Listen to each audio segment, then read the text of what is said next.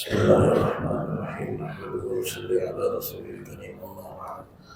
درس بخاری شریف میں دعاؤں کے بیان میں امام بخاری رحمہ اللہ نے مشرکین اور کفار پر بد دعا سے متعلق اللہ کے نبی صلی اللہ علیہ وسلم کی کچھ احادیث ذکر فرمائی ہیں۔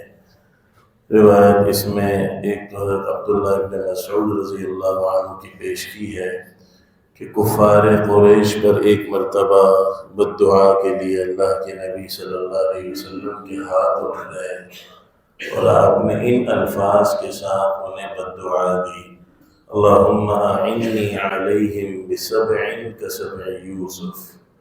اے اللہ، جیسا کہ حضرت یوسف کے زمانے میں ایسا خطرناک قحط ان پر 7 سال تک پڑا تھا کہ وہ مردار کھانے پر مجبور ہو گئے تھے، تو یہ کفار قریش جس طریقے سے اپنے مال کو اللہ کے دین کے خلاف استعمال کر رہے ہیں، اے اللہ ان پر بھی ایسا قحط مسلط کر دے۔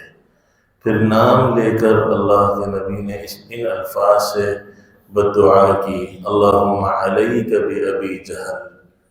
ابو جہل جو اس امت کا فرعون تھا اور عمر بن ہشام المخزومی اس کا نام تھا، علیک بہم کا مطلب اے اللہ اس کو ہلاک کر دے۔ تو ان الفاظ سے آپ نے ابو جہل کو بد دعا دی۔ حضرت عبداللہ بن عمر رضی اللہ عنہما فرماتے ہیں کہ ایک نماز میں اللہ کے نبی صلی اللہ علیہ وسلم نے نام لے کر اس انداز سے لعنت کی کفار قریش کو: اللہم لعن فلانا و فلانا، یہاں تک کہ اللہ نے قرآن کی آیت اتار دی: لیس لک من الامر شیء، یعنی آپ اتنا کیوں اپنا خون جلا رہے ہیں، کیوں اتنا غصے میں آ رہے ہیں، آپ کا کام پہنچا دینا ہے، آپ پریشان نہ ہو۔ اسی طریقے سے غزوہ احزاب کے موقع پر آپ نے ان الفاظ سے بد دعا کی: اللہم منزل الکتاب سریع الحساب اہزم الاحزاب اہزمہم وزلزلہم۔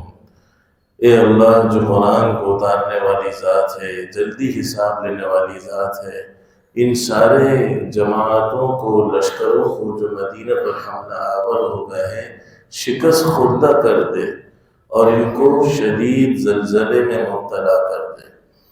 تو یہ مختلف الفاظ بد دعا اللہ کے نبی صلی اللہ علیہ وسلم سے ثابت ہے، جس میں ایک بات یہ طے ہے کہ آپ نے کبھی اپنی ذات کی وجہ سے بد دعا نہیں کی۔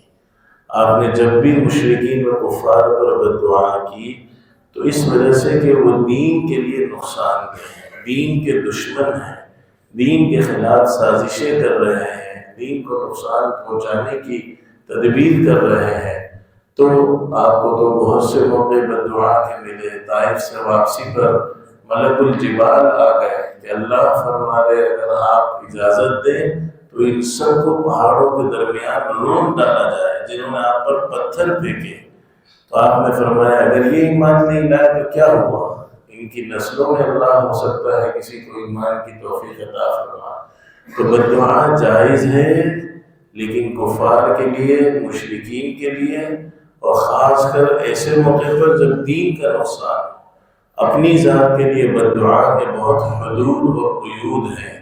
مجبوری میں جس کی اجازت ہے اور اتنی ہی جتنا آپ کو نقصان پہنچایا گیا آپ بد دعا کر سکتے ہیں۔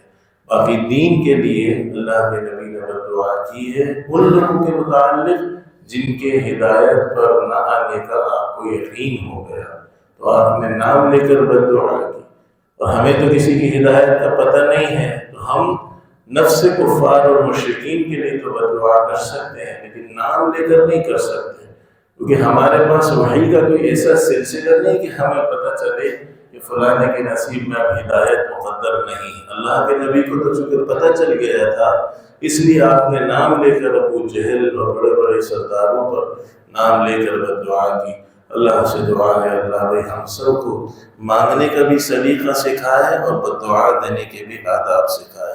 وآخر دعوانا الحمدللہ رب العالمین۔ اللہم لک الحمد کما انت اہل، صلی علی نبینا محمد کما انت اہل، وافعل بنا ما انت اہل، فإنک انت التواب المغفر۔ اللهم صل صلاة كاملة وسلم سلاما تاما على سيدنا وحبيبنا وشفيعنا ونبينا مولانا محمد، صلاة تنحل بها العقد وتنفرج بها الكرب وتقضى بها الحوائج وتنال بها الرغائب وحسن الخواتيم، ويستسقى الغمام بوجهه الكريم وعلى آله وصحبه بعدد كل معلوم له. وصلى الله وسلم على خير خلقه محمد وعلى آله وصحبه أجمعين.